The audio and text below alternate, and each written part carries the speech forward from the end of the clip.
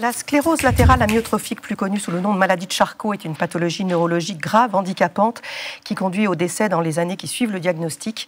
À l'occasion de la journée mondiale de sensibilisation à cette maladie, il est important de rappeler les efforts de la recherche pour développer les connaissances sur la génétique et sur la biologie. Oui, on rappelle que cette sclérose latérale amyotrophique, ou encore SLA, c'est une maladie neurodégénérative qui va se traduire par l'apparition de plusieurs symptômes, une paralysie progressive des muscles qui sont impliqués dans la motricité volontaire, mais aussi l'atteinte des sons, donc de la phonation, mais aussi de la déglutition.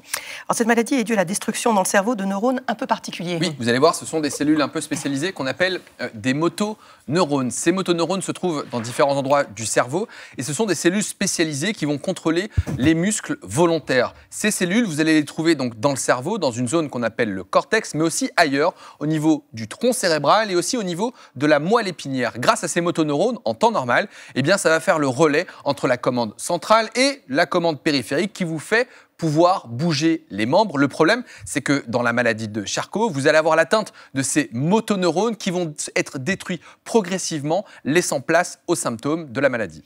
Et si on l'appelle également sclérose latérale amyotrophique, c'est qu'il y a effectivement des raisons. Oui, exactement. Il y a véritablement une sclérose latérale amyotrophique. Alors, sclérose, c'est lié au fait que cette destruction de ces motoneurones va laisser place à un tissu fibreux et cicatriciel. C'est pour ça qu'on parle de sclérose latérale, puisque vous allez avoir une atteinte des fibres nerveuses dans la partie latérale de la moelle épinière. Et puis, amyotrophique, c'est que la conséquence de cette dégénérescence, c'est qu'on a une fonte musculaire qui apparaît secondairement. Alors pour parler recherche, on est avec le docteur François Salacas. Bonjour. Bonjour. Neurologue à l'hôpital de la Pitié-Salpêtrière à Paris. Alors c'est vrai que la maladie de Charcot, c'est une pathologie qui effraie le grand public, mais aussi les malades. Est-ce que vous pouvez nous rappeler quels sont les signes qui doivent peut-être nous alerter ou qui peuvent poser le diagnostic ? C'est ça qui est un peu compliqué parce que je n'ai pas envie d'alerter l'ensemble de nos concitoyens. Mais ça peut commencer effectivement par des choses assez banales, comme ce qu'on appelle des fasciculations, c'est-à-dire les muscles qui sautent un peu tout seuls sous la peau, qui sont physiologiques. Il ne s'agit pas d'aller consulter simplement sur cet élément. Des crampes, bien sûr. Et puis une fatigabilité musculaire, le fait qu'on est un peu moins performant.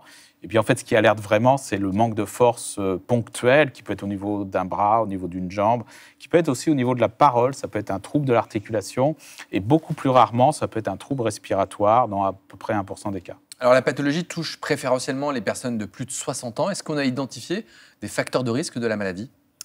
C'est le problème du vieillissement global, c'est-à-dire que toutes les maladies dites neurodégénératives sont plus fréquentes chez les sujets âgés.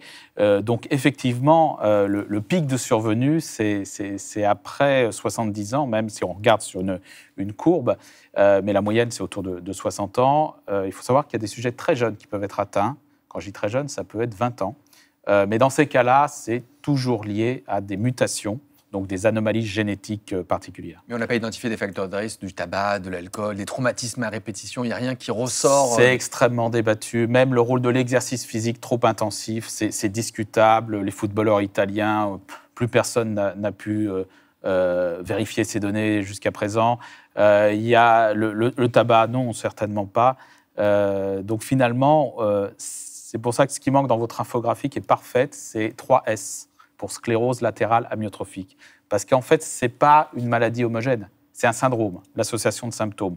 Donc c'est pour ça que c'est si difficile probablement à comprendre et à traiter, c'est qu'il va falloir disséquer au sein de toutes ces formes, celles qui répondent à des mécanismes différents. Alors, c'est effectivement difficile à traiter parce qu'on n'a pas grand-chose à proposer aux patients. On avait reçu dans le magazine, il y a quelques semaines, Léa Stavenhagen, qui a 29 ans, qui est atteinte par la maladie et qui bénéficie depuis 18 mois d'un traitement expérimental à l'hôpital Columbia à New York, qui se dit amélioré. C'est-à-dire qu'elle dit que la maladie va moins vite depuis qu'elle est traitée. On sait quoi ?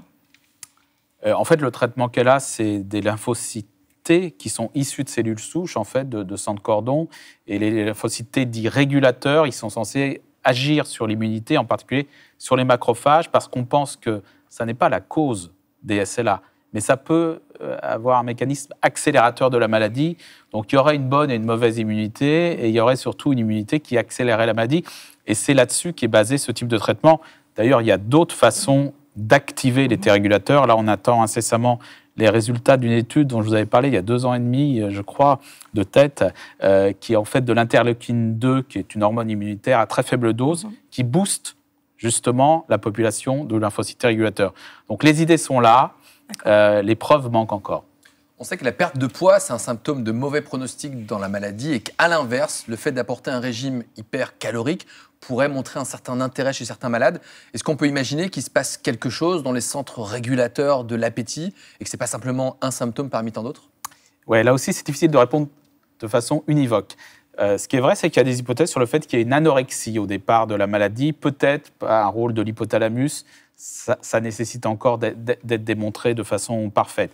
À côté de ce trouble de l'appétit, il y a des patients qui, avant même d'avoir le moindre signe moteur, maigrissent de façon inexpliquée. Donc, ils vont voir d'autres spécialistes, des internistes. On cherche un cancer qu'on ne trouve pas. Et puis, après, le premier signe moteur arrive. Et là, on imagine que c'était dû à ça. Et pourquoi c'est très important? C'est qu'il y a des recherches actuellement sur le rôle du métabolisme dans la genèse de la maladie, pas seulement dans son aggravation. Alors c'est sûr que perdre du poids, c'est mauvais dans la maladie et on est très actif pour éviter ça. Mais la vraie question, c'est est-ce que ce n'est pas une maladie au départ métabolique? Et finalement, la victime serait le motoneurone, d'abord parce que c'est une énorme cellule qui est très vorace en énergie, et que dès que le système de fourniture d'énergie à la cellule fonctionne moins bien, eh bien là, on peut voir apparaître des signes. Et il y a des recherches actuellement, notamment sur le rôle de la réinnervation, c'est-à-dire le bout du nerf moteur qui va jusqu'au muscle qui était présent dans l'infographie, et qui montre que probablement la réinnervation a des facteurs métaboliques qui pourraient la favoriser. Et finalement, le symptôme de perte de force dans la SLA, c'est un équilibre entre la perte de connexion avec le muscle et puis des nouvelles connexions qui pourraient se faire. Alors, il est crucial de faire avancer la recherche pour trouver un traitement pour cette maladie aujourd'hui incurable. Chaque jour en France, 4 personnes meurent de cette maladie. 5 nouvelles personnes voient leur vie brisée à l'annonce du diagnostic. Et pour la première fois, l'association ARSLA, l'Association pour la recherche sur la SLA, lance son événement annuel de sensibilisation Éclat de juin, un mois pour ouvrir les yeux sur la SLA. Oui, et pour faire un don à cette association qui se mobilise pour les patients et finance des projets de recherche, eh bien, vous allez sur leur site www.arsla.org. Ils ont besoin de vous. Merci beaucoup d'être venu répondre à nos questions. Merci à vous. Alerte rouge dans les maternités cet été, partout en France, en Bretagne, en Bourgogne, dans le Lot. La pénurie de sages-femmes inquiète. Oui, saturation, transfert de patientes, voire fermeture ponctuelle. La situation